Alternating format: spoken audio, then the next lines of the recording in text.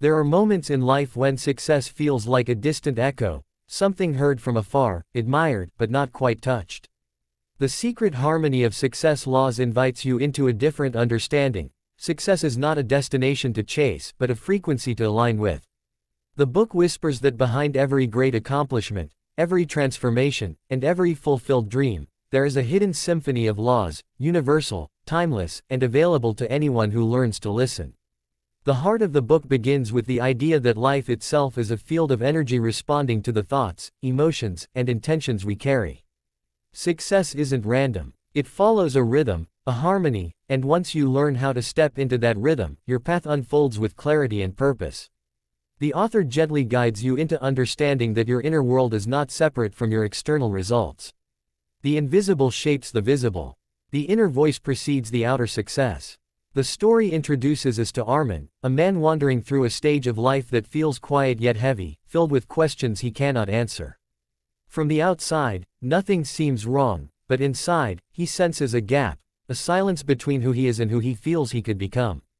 Through a chance meeting with an elderly mentor named Saren, Armin is led into a journey that gradually uncovers the deeper laws of success. Saren never lectures, never pushes. He simply reveals the truths Armin is ready to hear, one layer at a time. And through Armin's experiences, the reader begins to recognize their own moments of confusion, awakening, and eventual clarity. The first major insight Saren offers is simple yet transformative: clarity is the foundation of the success harmony. You cannot attract what you cannot define. You cannot move toward a vision that is blurred. Armin realizes that he has been chasing goals that were never his, expectations inherited from family, society, and old fears. And this is where the book becomes deeply relatable. How often do we find ourselves working endlessly toward targets we did not consciously choose? How many dreams are simply leftovers of someone else's desires? The book encourages a gentle pause, an invitation to return inward. Success is not about struggling harder, it begins with seeing yourself clearly.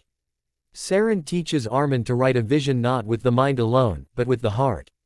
And the moment Armin clarifies what he truly wants, a life of meaning, creativity, and contribution, he feels his inner energy shift, as though he finally stepped onto the right path. The second law introduced is the law of inner state, which explains that your emotional vibration is constantly shaping the experiences you attract. If you carry fear, you attract hesitation. If you carry gratitude, you attract abundance. This isn't presented as shallow positivity, but a deeper emotional truth: your internal climate determines your external weather. Through several examples, the book demonstrates how powerful emotional alignment truly is. A woman searching desperately for opportunities finds none until she shifts her belief from "I'm not enough" to "I am worthy of growth."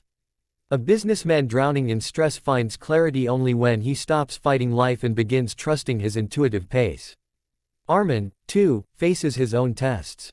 When he begins aligning with joy instead of pressure, he notices small signs, unexpected meetings, new ideas, a sense of ease that slowly replaces the old tension. The book shows that the universe responds differently when your inner world is no longer filled with conflict. The third key law the book explores is the law of inspired action. It emphasizes that success is not created by random or desperate effort, but by aligned action, action taken from a place of clarity, purpose, and trust. Saren explains that hustle without alignment drains you, but action inspired by inner truth energizes you. Armin learns this when he tries forcing progress too quickly, only to feel stuck again. His mentor reminds him that true action flows, it does not fight. Real progress often begins in silence, in the moments you reconnect with your intuition. The book shares powerful real-life examples: a young artist who struggled for years until she allowed herself to paint from her heart, not for approval; an entrepreneur who broke through only after releasing the fear of failure; a student who found confidence not by studying harder, but by believing she was capable. Through each story, the message becomes clear: inspired action is the bridge between your inner alignment and your external results.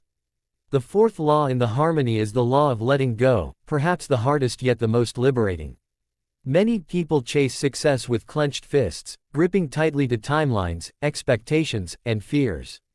The book reveals that true success arises when you release the anxieties that cloud your vision. Letting go does not mean giving up, It means trusting the rhythm of life enough to stop resisting. Saren teaches Armin the power of surrender. The moment you stop forcing outcomes, life moves again. Armin learns this during a chapter where everything seems to pause. His progress slows, self-doubt returns, and old fears resurface. Yet it is precisely in this discomfort that he learns one of the book's most profound lessons: growth often disguises itself as silence. The seed grows underground before it ever breaks the surface. And so does every form of success.